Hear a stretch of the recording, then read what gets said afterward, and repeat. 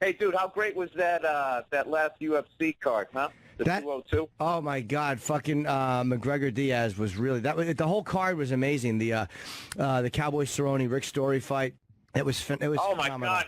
That was like Matrix level stuff. I was talking about that on my podcast. We punch him in the face, drop down the stomach.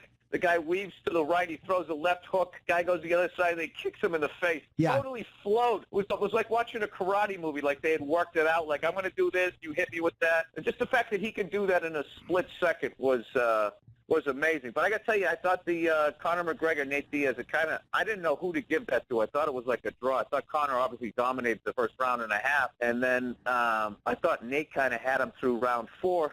And I don't know. I kind of understood what Conor was doing. At that point, I guess he knew he was up. And just sort of, I don't know. I didn't like that kind of the champ walking away, catching his breath, looking at the clock. That was a little weird for me.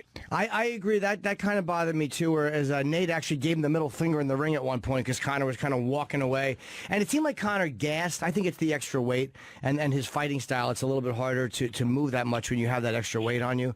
But, again, I don't know anything about that. I just look at him like he's 5'9" and weighs 170. That's like my fighting weight. So he usually fights at 145. That's like emaciated, isn't it? Yeah, or 155. I think he could fight at. He was supposed to fight at, and then this guy Dos Anjos he was supposed to fight hurt himself. So then he wound up going up and fighting Nate, and then they became this gigantic rivalry.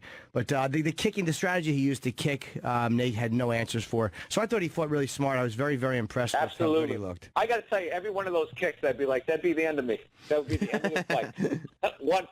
One of those brutal kicks. If just a regular person. Oh, dude, remember that time that, I forget who the fighter was, came in and you let him kick you in the leg?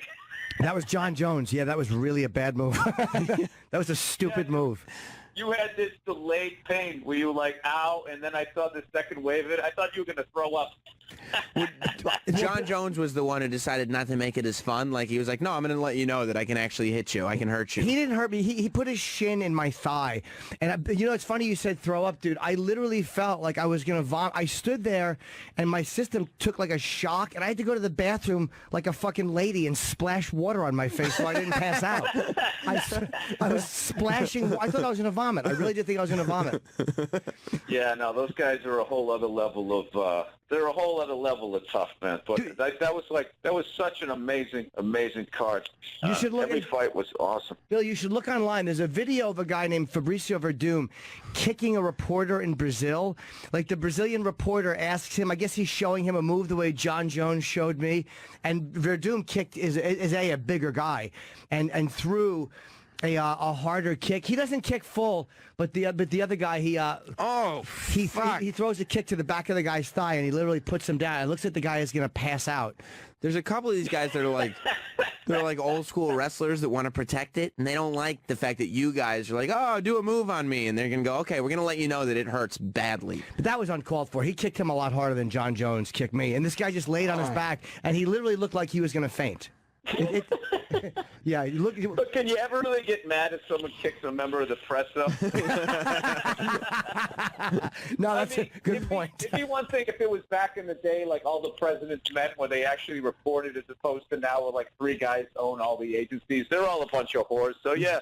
Kick him. Go ahead. Give him 3/4. See how he handles that. It is satisfying. Verdum said he kicked it like 25%, but you can see Verdum's trainer is like, after the guy goes down and he's like legitimately hurt, the trainer or whatever, the training partner comes over and he's rubbing the guy's leg. Oh, he said it was 40%. 40 is high. But it wasn't nearly as high. And the other guy's rubbing his leg. Like, I think he knows he fucked up. I love that the reporter stays down. He does not get back up. Yeah, it's legit. He really thought he was going to pass out. 40% with a guy like that is like getting clipped by a Prius.